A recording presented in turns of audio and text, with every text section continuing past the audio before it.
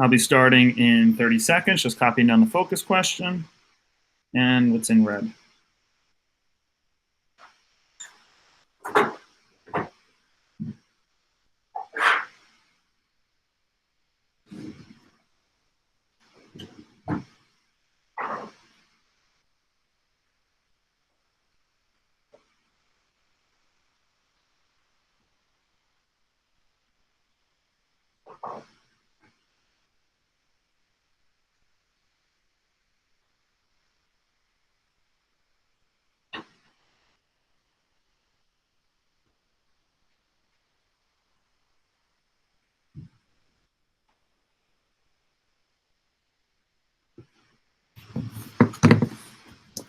Okay.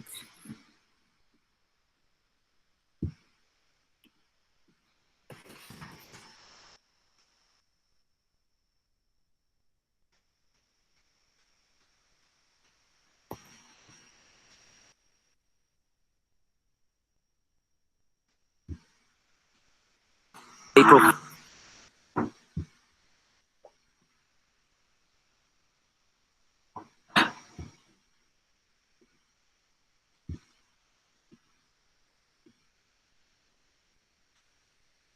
Okay, just wanted to get that all set up and squared away. So let's take a look at a couple of things.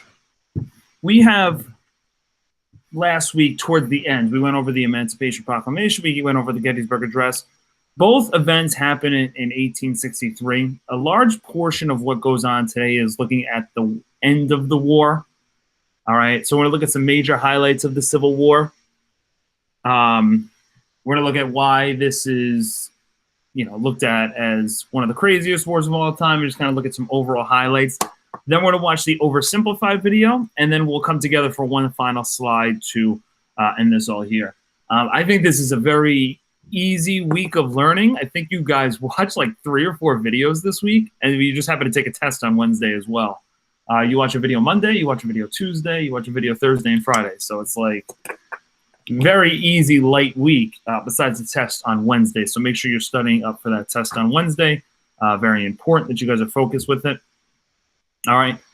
But let's look at the major highlights of the Civil War at this point. I think it's important for us to break down some of the major things that we've kind of talked about, and then we will get to the oversimplified video together, which again goes to the second half of the assignment. Please keep in mind this is a double period, so if we do finish a little early, you get started on the review assignment, but I'll talk about that a little bit later. Okay, so major highlights of the Civil War. I've said it now a bunch of times, I'm making it official. This is the bloodiest war in American history. That's more than World War I, more than World War II, more than the Vietnam War, more than the Korean War. More people died in this war than any other war in American history. Now, there's a couple of reasons for that. Number one, it's America versus America, right? So we're going to count the Union deaths, the Confederate deaths as fighters throughout this particular war. And obviously, every person that dies in this war is American. Right, so it's going to add to the death totals, obviously, and kind of at least skew the numbers, because in like World War II, America's fighting like 30 other countries. So, we're not counting all of the deaths from that war. Where in this war, we count all of the deaths. All right. We've seen at this point the South wins a lot. Oh, wait, let me just say this. Tomorrow you'll see the actual war strategy that takes place throughout the Civil War and how stupid it was, kind of, and how the technology really caused a lot of damage. Number two, the South wins a lot of the early battles because of the familiarity of the land. Most of the battles are being fought on. Okay, so we know the South early on has a lot of success. They have some better fighters. They have some better soldiers. So they're going to win a lot of the early battles. America's going to win, and the Union's going to win just by like overwhelming the South. All right, and literally just trying to take out as many Southern soldiers and as much Southern land as possible in the process. Okay, because when they fight the South heads up, they don't really do so well. So they got to get more creative. And after the 1863, halfway through the war, things start to really change. Okay, the Battle of Gettysburg is the major turning point of the Civil War, and the first major battle after the Emancipation Proclamation goes into effect. All right, so obviously a lot of African-American soldiers helped out, not only in that battle, but other battles from that point.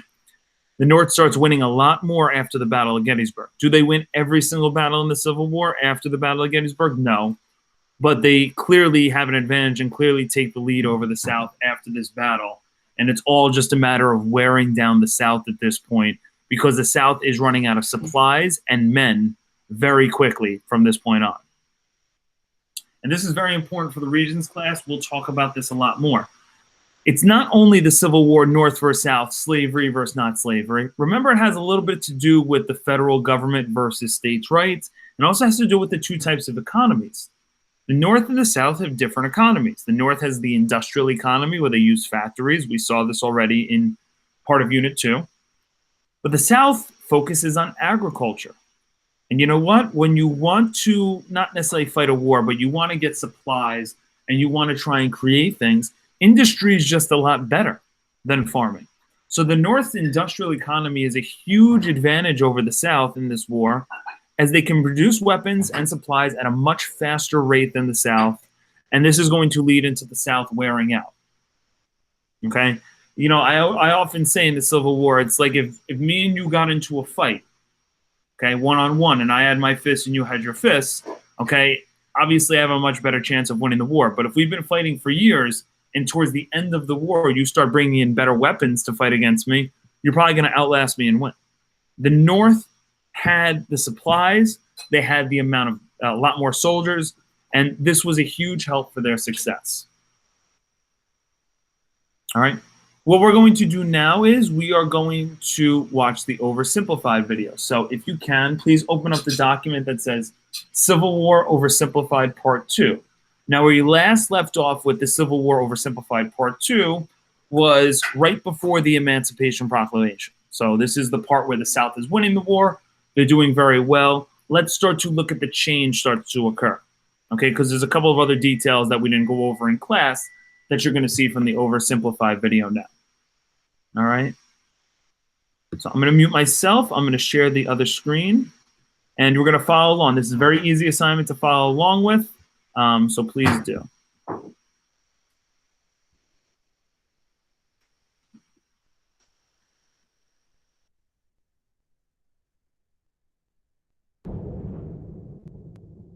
As the Union struggle to take control in the East continued, elsewhere, the war raged on. The Confederates attempted an invasion of Kentucky, hoping the state as a whole would join them, but they were pushed back. The Indian Territory saw Native American tribes ally with one side or the other in the hopes of securing rights after the war. Along the Mississippi, General Ulysses S. Grant remained one of the few Union generals scoring major victories. With his best pal, General Sherman, by his side, Grant led his armies down the Mississippi to the Confederate stronghold of Vicksburg. Both sides knew that if Vicksburg fell, the Confederacy would be split in two, and the Confederates prepared for an intense defense of the city.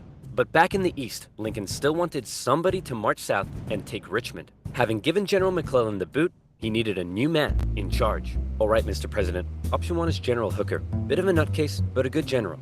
Option 2, his qualifications are his name is Burnside and he has freaking dope-ass sideburns. Say no more. So General Burnside was put in charge of the Army of the Potomac and sent south. Lincoln hoped he finally had a general who could succeed. Burnside met General Lee at the city of Fredericksburg, where he intended to rapidly cross the river and take the city. But the Union War Department was too slow in delivering the pontoon bridges, and the two sides were forced to camp across from each other, close enough to speak. Hey Yankee, ready to get your butt kicked? Yeah, right, Rebel. God is on our side. No way, God's on our side. Oh, you think so? Well, why don't we ask him? Hey God, whose side are you on? Ow. Dude, uncool. With over 100,000 men, the Union Army finally launched their massive attack on the 11th of December. But by now, the Confederates had amassed their forces. During the battle, wave after wave of brave Union men marched headlong into a brutal Confederate onslaught. Even the Confederates couldn't believe what they were seeing, and in one moment of camaraderie, a Confederate sergeant, unable to take it, reportedly came out into the field to tend to the Union wounded. Seeing this, the Union troops held their fire. Still, Burnside and his forces were soundly defeated at Fredericksburg and forced to retreat. Lincoln's popularity and Northern morale continued to plummet, especially as the winter heading into 1863 was bad. The winter camps were rife with disease. The food was less than appealing. On both sides, men began to leave. Hey, where do you think you're going? I'm deserting. What? Don't you love your country? Yes, I do. And I'm trying to get back to it as quick as I can. Lincoln, ever the kind and caring man he was, spent much of his time pardoning deserters' death sentences. Oh my, here's a 17-year-old boy sentenced to be hanged. Well, I'd better suspend his sentence. Or he'll be suspended tomorrow. What? To try to keep the numbers up, both sides had introduced conscription. There was controversy in the North, however, since rich men could simply pay to have someone else fight on their behalf. Riots broke out in New York City, with enraged mobs furious at the idea of going to fight for slaves, an idea that many of them simply did not support. However, after so much... Okay, so number one, how did General Burnside do at the Battle of Fredericksburg? He did very bad. Okay, he lost badly to Robert E. Lee. Okay, so Robert E. Lee is in the groove right now. He's the Confederate general. He's winning a lot of battles, and Fredericksburg is another huge moment for Lee, as the Union General Burnside does not do so well. So a lot of the Union generals have struggled, specifically versus Robert E. Lee, and it's starting to take a toll on the Union morale and Lincoln's popularity. What is a conscription? A conscription is another word for a military draft. Okay, and we should remember, making a connection, you guys saw after the draft took place, you started to have the draft riots, okay, take place in the streets. So that became a little bit of an issue. All right, take a look at number 3, number 4, and number 5. Okay, preview those questions here. We're going to look at after the Emancipation Proclamation. Obviously, I know many African Americans are going to join the military, so we'll see the percentage here after the emancipation. Much pressure, the Union had finally begun allowing black men to enlist, and these men, knowing what they were fighting for, signed up. By the end of the war, nearly 200,000 troops, 10% of the Union Army, would be black. The valor and bravery they showed throughout, silencing critics. Okay, well that last guy was useless. Let's try this Hooker fellow. General Joseph Hooker was put in charge of the Army of the Potomac, and once again, Lincoln ordered him to move south and take Richmond. Hooker met Lee at the Battle of Chancellorsville, where Hooker had over twice the men Lee did. Lee was forced to defy all military convention and split his smaller force into two. Lee had absolutely no chance of winning, and Lee won. It was his masterpiece. Lee did suffer one significant loss during the battle, though. As his right-hand man, Stonewall Jackson, was riding back to the Confederate lines at night, the nervous Confederate troops, unable to recognize him, opened fire. You boys done goofed up. Jackson died 8 days later. As for Lincoln, he couldn't believe it. It was yet another loss, and Northern support continued to waver. While the Union kept on struggling in the East, out west, unconditional surrender Grant was making moves as always. In an attempt to take Vicksburg on the Mississippi, he made a series of risky and bold movements. He sent a cavalry raid and feigned Sherman north to confuse the enemy. Then, aided by a fleet of ironclads on the river, he raced his army south to cross the Mississippi. Aware that the terrain to the north was restrictive, instead, he strategically moved northeast, hitting Vicksburg's supply line and defending his rear from Confederate armies in Jackson. Once he reached Vicksburg, the Confederate defense became hardened, and Grant was forced to settle in for a month-long siege, during which time he got rather bored. Despite not taking the city, Lincoln loved it and encouraged Grant to hold firm. It would only be a matter of time before the Mississippi was in Union hands. Around this time, the people in the west of Virginia, who had remained loyal to the Union throughout, finally broke away to form their own state. They could have named it anything in the world, but the creative minds at the time came up with the ingenious West Virginia. Back in Washington, Lincoln once again wanted a new general to take command. Oh my goodness, why do all these 19th century generals look so... Okay, so let's go into number 3. The Union Army was 10% black, okay, which was good after the Emancipation Proclamation. That helped out a lot of people coming in. Number 4, even though the Confederate General Robert E. Lee won a major battle at Chancellorsville, who did the South lose in this battle? So Robert E. Lee loses another huge battle at Chancellorsville. Again, the North morale is not so good, but something does somewhat good happen. Stonewall Jackson, who was the famous general from the battles of Bull Run, gets killed by friendly fire, which is very sad and unfortunate for the South, but a kind of an underrated thing for the North, because Stonewall Jackson was another good general that was winning some battles. All right, so that was a very tragic thing. Number 5, the victory at the Battle of Vicksburg for the Union gave them control of what major area of the United States? That would be the Mississippi River. Now, we know from class that is our biggest river in our country. That's going to help with trade. That's going to help with transporting soldiers. and the Union now has control of it. So even though the Union's losing a lot of the early battles, they have control of the Mississippi River. All right, they have a lot of factories pumping out a lot of these weapons. They have some good things going for it. And number 6 and number 7 is going to go into the great turning point of the Civil War. Robust. Look, we got Sleepy Eyes Joe here. That's Princess Leia with a mustache. E.T. phoned the doctor. Fine, why don't we give Snapping Turtle McGee here a shot? So General Snapping Turtle McGee was put in charge of the Army of the Potomac, and it was a crucial time for the Union, because once again, the Confederates decided to go on the attack. So far, they had done exceedingly well militarily, but as the war kept going, the Confederate economy was crumbling. Riots broke out in the streets of Richmond as the price of bread skyrocketed. Supplies were dwindling. Jefferson Davis wanted to send men west to rescue Vicksburg, but General Lee knew the longer the war lasted, the worse their chances got. And he still hoped if he could just threaten D.C., the already demoralized North would surrender. So in June 1863, with the momentum behind him, General Lee once again entered the North, fighting his way through Maryland and into Pennsylvania. General Meade set out to meet him for what would be the most significant battle of the entire war. If the Confederates won, D.C. could fall. If the Union won, it would be a turning point, as the Confederates would run out of steam, and the small town that was to get caught up in the crossfire of the largest battle in American history was Gettysburg, Pennsylvania. On June 1st, units from each army encountered one another and skirmished through the town itself. The townspeople were forced to take refuge, except for one man who reportedly ran outside for a strange reason. "Joseph, what are you doing?" "I'm not gonna let them take my beans." "How many times do I have to tell you they're not here for your beans?" By the second day, over 100,000 men stretched for miles across the battlefield. Lee took the initiative, deciding to hit the enemy's flanks, and he came very close to breaking through the Union's disorganized left. But Union Colonel Joshua Chamberlain ordered a desperate bayonet charge, smashing into the Confederates and forcing them back. The Union forces held across the line. On the final day, Lee believed the Union Army had fortified its flanks, so he decided to finish them off with one massive central assault. The Confederates rushed at the Union lines during General Pickett's charge, and this time, it was the Union's turn to unleash hell. Meade had correctly guessed Lee's strategy, and the Confederates were decimated, forced to turn and flee. A devastated General Lee called out to his fleeing and wounded men, telling them it was his fault. And after holding for a counterattack that never came, he ordered a retreat back into Virginia. The North had just managed to score a massive victory, and one they desperately needed. And if that wasn't enough, in the West, after a month-long siege, Vicksburg finally fell. The North now held the Mississippi, and better yet, it was the 4th of July. Okay, so number 6, what was the largest and most significant battle? I think we got it at this point, Battle of Gettysburg. Okay, we spent a lot of time on this now. Number 7, at the Battle of Gettysburg, what happened when the Confederates went on Pickett's charge right at the Union soldiers?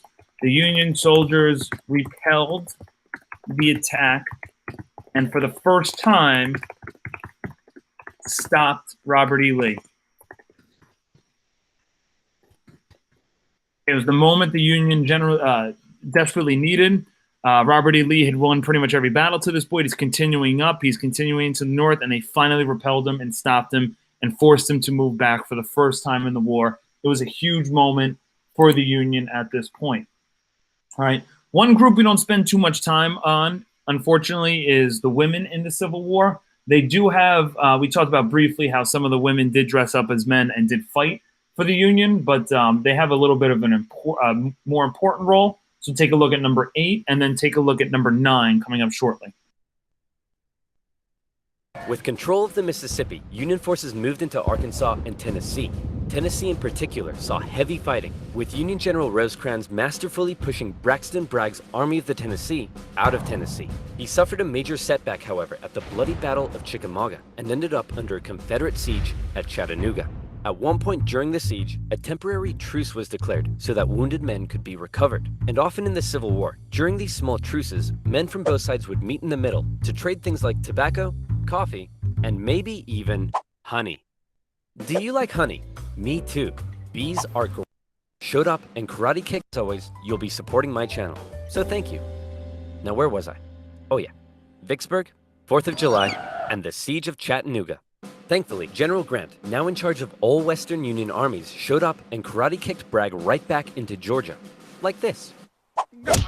With Sherman and Hooker, Grant took on Confederate positions in the mountains around the city, including the famous battle above the clouds and Mission Ridge. Grant continued to be Lincoln's #1 guy. With these victories, Lincoln hoped the war was finally turning.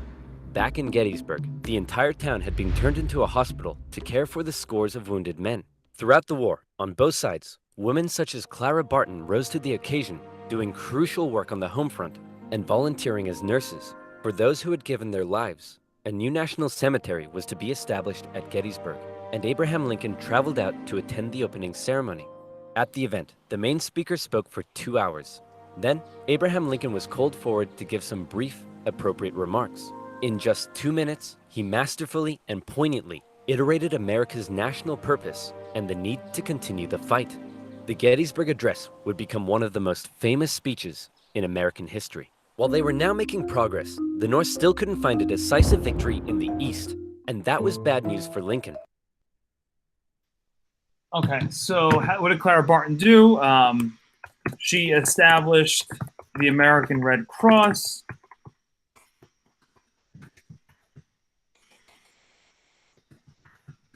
And led the nurses in in the Civil War. Okay, so women were very big in helping out the wounded soldiers. She created the American Red Cross, which still exists today, which helps out pretty much any disaster or war. The American Red Cross is going to come in and try and help out the people in need. So if there's an earthquake, if there's a major war, the Red Cross will go and kind of provide nurses and medical assistance to people in need. And that still exists today. So Clara Barton is the reason for that. And that was started during the Civil War. That was the women's big role in helping out the people. How long was Lincoln's Gettysburg Address? We've gone into great detail what the Gettysburg Address is, but just remember it was only 2 minutes long. A very short, very sweet, but very important speech. Okay, now number 10 and number 11, Lincoln's going to start having some issues. Remember, Lincoln at this point is very unpopular because the Union at this point has pretty much been losing most of the war. And every 4 years, we know something comes up. So this would be a huge issue. Because his presidency was now in its 4th year. In 1864, there was an election coming. The Confederates knew this too, and with little hope left of being able to threaten the North militarily, they believed their last shot at victory may be in the election, since Lincoln, emancipation, and the war itself weren't exactly popular. People in the North were sick of war and wanted to put it behind them. Robert E. Lee hoped that if he could just hold out and continue to inflict more defeats, the people of the North would vote Lincoln out and replace him with a Southern sympathizer who may be willing to negotiate. Lincoln knew now he desperately needed a victory. Now, I know what you're thinking, but oversimplified. If Lincoln loves General Grant so much, then why doesn't he put him in charge of the campaign in the East? Well, guess what, loyal subscriber? You've hit the nail on the head.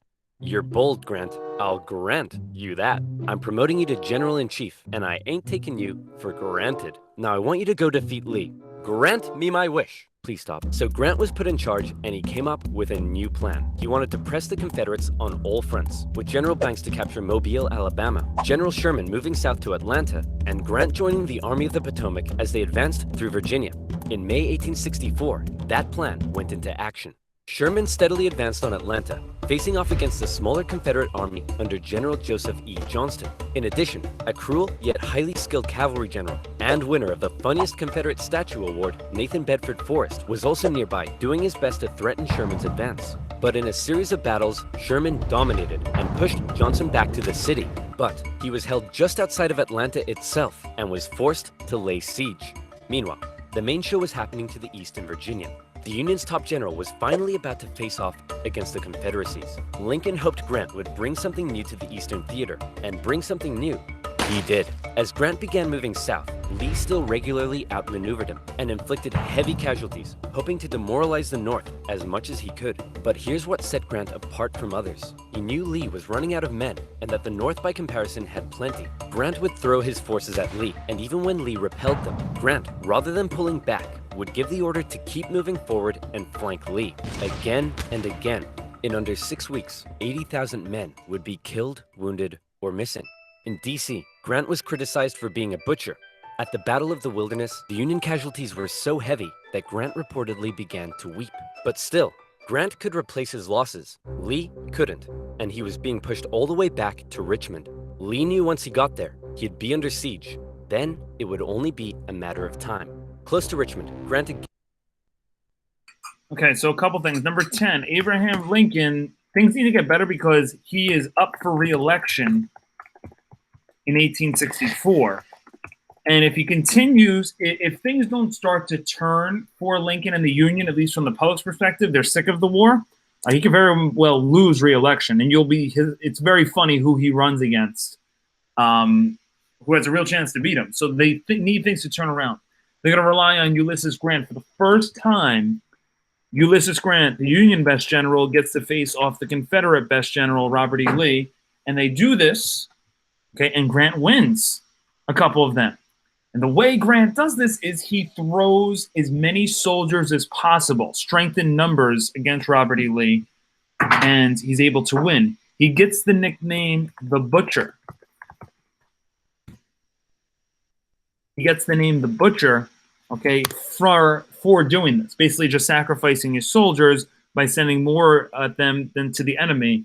But unfortunately for the Confederacy, it was a very successful strategy because when you're low on soldiers, when you're low on supplies, this is a huge way to win some of these battles. All right, number 12, who did Lincoln run against in the election of 1864? Also take a look at 13 and 14.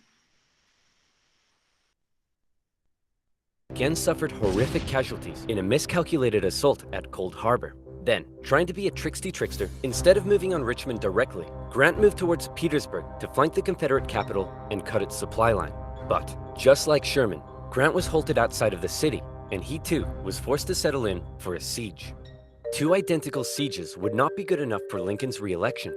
The people of the North saw the casualties Grant had been taking, and they weren't happy. To make matters worse, Lee had sent Jubal Early north to threaten D.C., with the hope of forcing Grant to withdraw troops from Richmond. Early was repelled on the outskirts of the city, with President Lincoln even attending as an observer, but the North had been given a fright. So with the war currently in a stalemate, who was to be Lincoln's opponent in the critical 1864 election? Who would the Democrats choose? Guess what, baby? I'm back. That's right. General George B. McClellan would run for president against Abraham Lincoln. My fellow countrymen, if you elect me, I, the great General George McClellan, will fearlessly and valiantly win the war. Unlike this douchebag, many Democrats, however, including McClellan's running mate, wanted to end the war. So it's possible McClellan may have ended up fearlessly and valiantly making peace with the Confederates, which is exactly what they were hoping for. With the war in a stalemate and Lincoln still not popular, it looked like McClellan would win, and the Confederacy may have a chance at surviving after all. Lincoln himself said that without some kind of major victory, it seemed exceedingly probable that this administration will not be re-elected. Well, fret not, Abe, because if it's a major victory you want, it's a major victory you'll get. Atlanta had been under siege by General Sherman for just over a month. After a number of battles around the city, Sherman sent a force south to sever the city's supply line, and Confederate General Hood was forced to abandon it. Atlanta, one of the Confederacy's most important cities, had fallen into Union hands. For many, it was clear that the Confederacy's defeat was now inevitable, and the war would soon be over. When the final results came in, Lincoln had won with an electoral college landslide, with the troops in particular voting overwhelmingly for Lincoln, which must have been touching for their commander-in-chief. Hey man, looks like you lost. No hard feelings? I didn't lose. I merely failed to win. In January, Lincoln involved himself heavily in ensuring the 13th Amendment made it through Congress. In a narrow and historic vote, the amendment passed. Slavery would now be constitutionally banished throughout the nation. Black men and women, watching the vote from the galleries, knew the work had only just begun. A couple months later, at his second inauguration, with victory right around the corner. Okay, number 12. Who did Abraham Lincoln run against? That would be his old enemy and former general, George McClellan, who basically runs on the campaign that he's going to bring peace and end the war, which was enticing to a lot of people, but basically they would have came up with peace terms and probably let the South keep the Confederate States of America, which, you know, many people obviously when they voted didn't really want. What city did Sherman take away that gave the Union a very good chance to win? He took away Atlanta, Georgia, which was a key southern state, southern city that the Union eventually took. And 14 is a little bit of a preview for next week. What amendment officially ended slavery in the United States? That would be the 13th Amendment. Okay, we'll look at that a little bit more. Again, please remember, it's not the Emancipation Proclamation. 15 is going to be a little bit of a preview for Thursday and Friday. Take a look at this. He didn't celebrate, he didn't gloat. Instead, he emphasized the need for reunification and binding up wounds.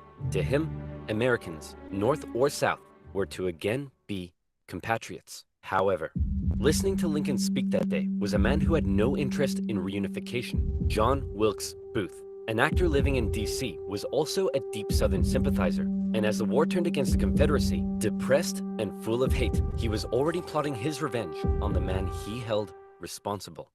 With further Confederate losses, it was pretty clear at this point who would win. But still, Jefferson Davis showed no sign of giving in. The North were frustrated to see the conflict being dragged out. Why waste more lives? In Atlanta, General Sherman believed he had the key to forcing the Confederacy's hand. He had an unusually modern concept that an army could only survive with the support of the people. Strike at the people, and the army collapses. Sherman decided to do something unprecedented. He would remove his 62,000 men from their supply line and march through the heartland of the Confederacy, where they would live off the land. There, they would wreak havoc. As they marched, they tore up railroads, burned farms, and destroyed communication lines. They also liberated thousands of slaves. The damage done was estimated at $1.4 billion. The tactics were cruel, but to Sherman, it was better than losing yet more men in battle. In December, he reached Savannah, Georgia, but he wasn't done yet. Next, he turned north to inflict his punishment on the first state to secede, South Carolina. As he moved, he came ever closer to General Lee's army, still holding out at Petersburg. The siege of Petersburg had lasted for 292 days. 60,000 of Lee's men had deserted. Numerous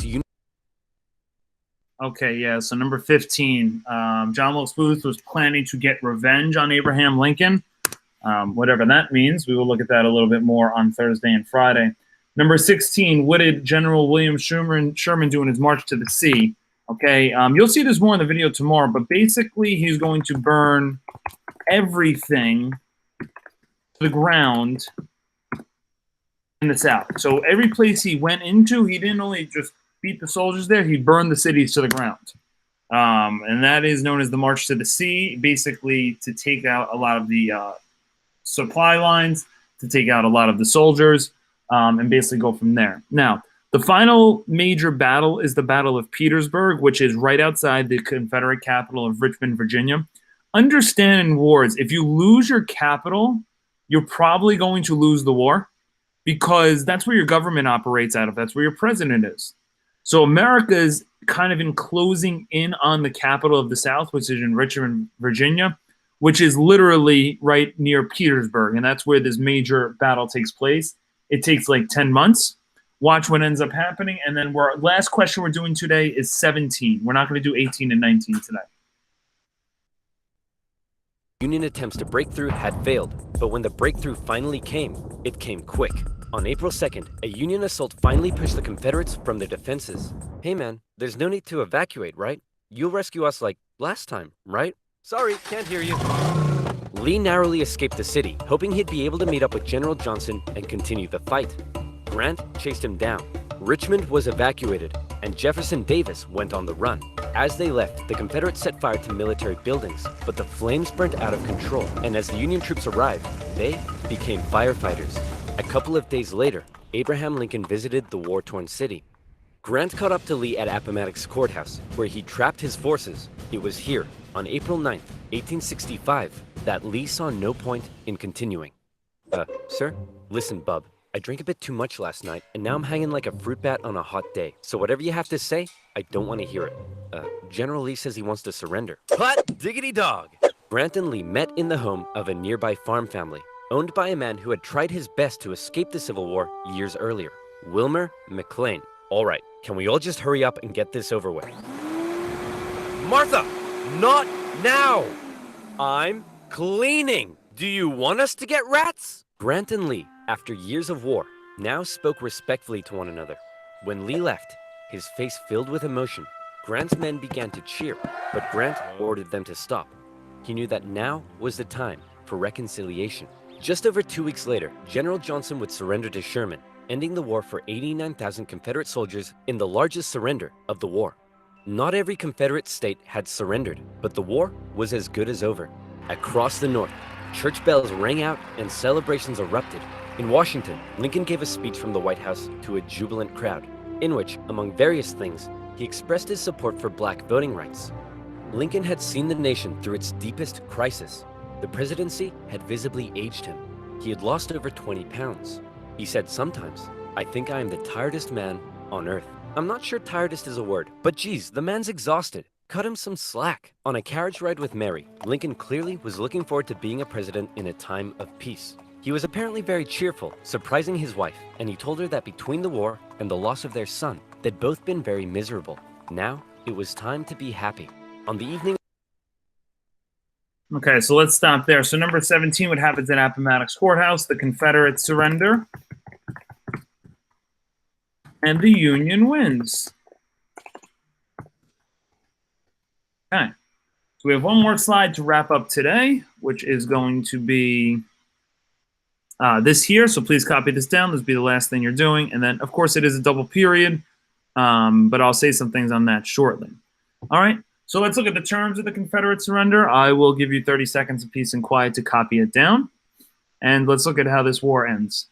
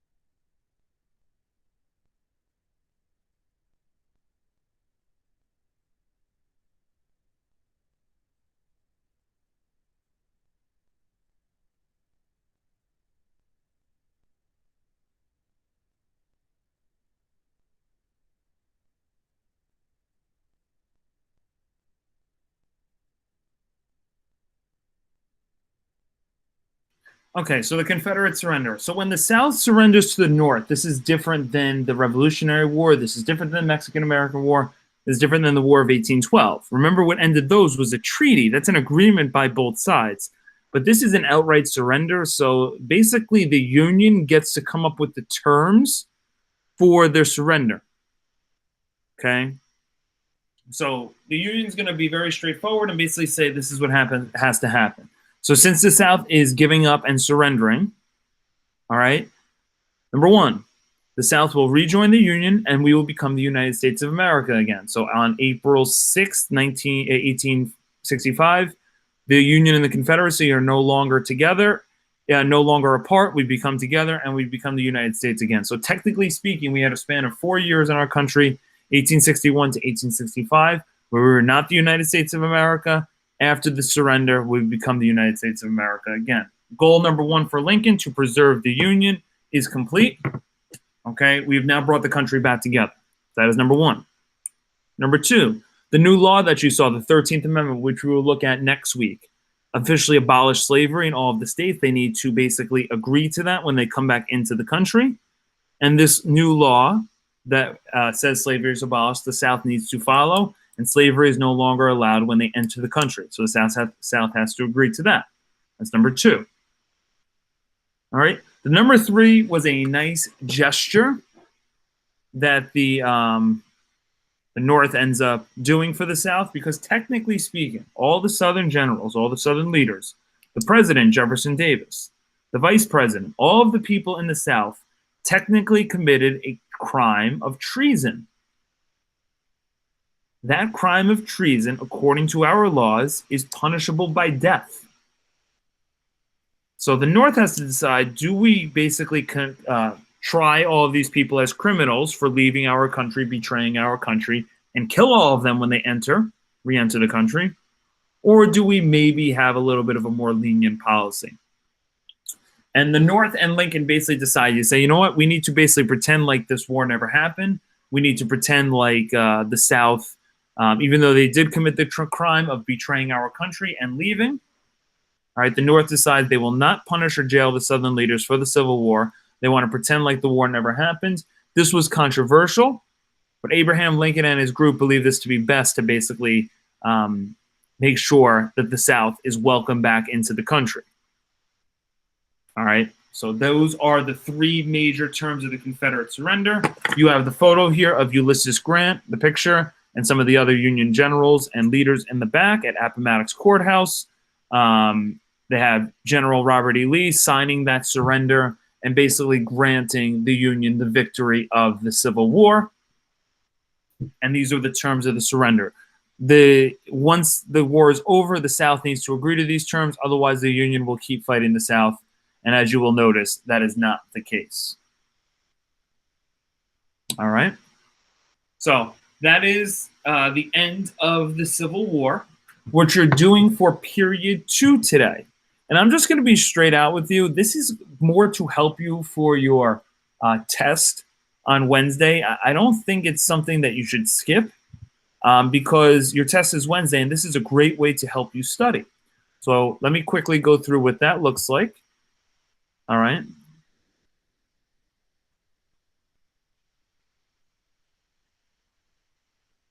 Okay. So you have this here. What I like about this is basically it's a short reading, and then after each short reading, there's going to be about 3 or 4 Regents questions that go through it. So you have a short reading on some of the beginnings of the Civil War antebellum period. You're going to read through this thing here and then answer the questions. Some of you may not have to do much of this. Okay, some of you may not have to do much of the reading because you might know the answers already. So that's good if you don't have to do the reading. But if you don't know the answers, just go back to the reading. They should help you. There are a lot of questions. This should take you like 25, 30 minutes if you do it correctly, but it's all multiple choice. All right, so it should be pretty straightforward as you work through this. All right, so a lot of you can work on this during lunch or if you just need to at some point later today. You'll notice I shared an answer key. Okay, the answer key, not that. The answer key is located here at the bottom, Civil War, Regents, questions, answer sheet. And all you got to do is put the letter. Okay, or the number. So if number 1 was, let's say, number 1 was, I don't know, the answer was 3. You just write it there. Okay, you're just going to fill it in as it goes on. Okay, and number 2 is 4. You just write it. You don't have to rewrite. You don't write the whole thing out. Just give yourself a little bit of an answer key. Again, there are a nice amount, but they're all multiple choice, and this is great practice for your test on Tuesday. You bet you will see some very similar questions a little bit later. All right? So that is it for the period. You shouldn't really be turning anything in until the end of the day. My class 8D1, I will see you guys, I think it's 6th period, I think, or maybe I see you guys, yeah, whatever. I will see you guys, 8C1, I'll see you guys tomorrow. 8D1, I don't know, some people are still here. I'll see you guys 6th period as well. All right, I'll see you guys.